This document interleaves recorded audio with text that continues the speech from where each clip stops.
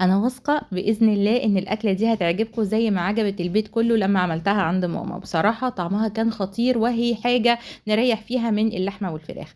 زي ما انتم شايفين دي نقانق الفراخ دي بتبقى يعني حاجه سعرها على قد الايد. جبت تقريبا كيس ده كان فيه 10 وحدات اللي هما الصغيرين دول، بقطعهم بالمنظر اللي انتم شايفينه ده.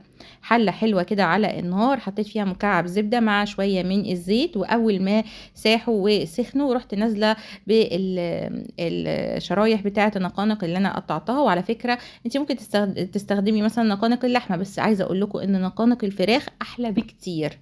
المهم فضلت اشوح فيها لغايه ما خدت اللون الحلو اللي انتوا شايفينه ده المكرمل كده. بعد كده ببتدي اشيلها من الحله في طبق بره. وبعد ما اشيل الكميه كلها في نفس بقى الزبده والزيت، حطيت قرن فلفل شطه مع فصين توم مفرومين. وبسرعه بسرعه طبعا الحله سخنه، انزلي بنص بصلايه مفرومه ناعم مع التوم المفروم ده وشوحيهم كلهم مع بعض. وهنا بقى هتشمي ريحه رهيبه. هحط بقى معلقه كبيره من المستردة. ايوه بتفرق يا جماعه، حتى اللي ما بيحبش المستردة هي هتعمل طعم حلو، مش هتحسسكم بالطعم المزز بتاع المستردة اللي انتم متعودين عليه. حطيت كمان معلقه صغيره من الفلفل الاسود ومعلقه صغيره من الكاري. يا جماعه بيوديها في حته تانية خالص بجد. يعني هاتي شويه كده دايما من الكاري عندك ب5 جنيه من عند العطار وسيبيهم كده، بيفرق قوي مع الحاجات دي. ومع هتتبلي فراخ بتبقى رهيبه. المهم رجعت بقى حطيت شرايح النقانق اللي انا كنت مكرملاها قبل كده وسبتهم يشكشكوا مع بعض شويه. قبل كل ده اصلا في الاول خالص كنت جايبه حله وحاطه فيها 5 معالق كبار من الزبده مع شويه من الزيت. اول ما ساحوا تحسي كده انه بدا يقدح، رحت نازله. على فكره ده مش بشاميل، عشان اللي هيفتكر انه بشاميل، لا ده مش بشاميل.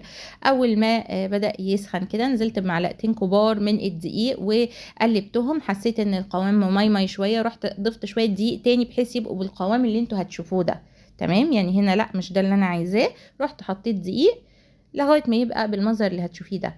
توطي عليه النار بحيث الدقيق نفسه يستوي، وسيبيه يعني بالظبط دقيقه. وبعد كده ضيفي بقى الحليب وقلبي الكلام ده كله كويس قوي. وحطي مكعب مرقه دجاج وقلبي.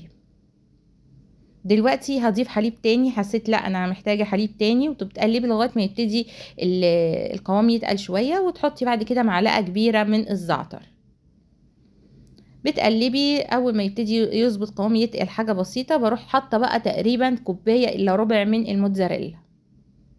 وعلى فكره معلقه الزعتر دي فرقت في طعم الصوص ده بطريقه رهيبه، يعني بجد نقلته نقله تانية. قلبت بقى كويس كده. شايفين بقى الجبنه ومطه الجبنه، يعني حسيت كمان ان هي ايه ربطت بسرعه، فقلت لا انا هحط شويه ميه او حليب بحيث تخف شويه. ايوه هو ده القوام اللي انا عايزاه، لان هي اصلا لما بتبرد بتتقل كمان. رحت بقى بعد كده على طول وهي سخنه كده ضفت نص الحله على النقانق كده وقلبتهم مع بعض. ما تحطيش كل الحله، تحطي نص الحله اللي احنا عملناها. وبعد كده سيبيها تشكشك شويه بالمنظر ده. شايفين بدأت تطلع بقابيق كده، خلاص اروح نازله بقى بالمكرونه المسلوقه بتاعتي.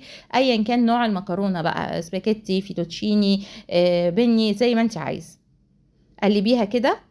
هنا انا حسيت بقى ان هي محتاجه شويه تاني، عشان كده بقول لكم خلوا الحله على جنب، انتوا ممكن تحتاجوا تاني.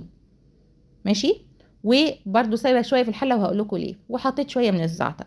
في ناس تحب تاكلها كده، انا شخصيا بحب اكلها كده. وفي ناس تحب لا دخليها حطيها في طاجن في الفرن. بحط لهم بقى شويه من الصوص اللي في الحله ده على الوش، وافتح عليه الشوايه.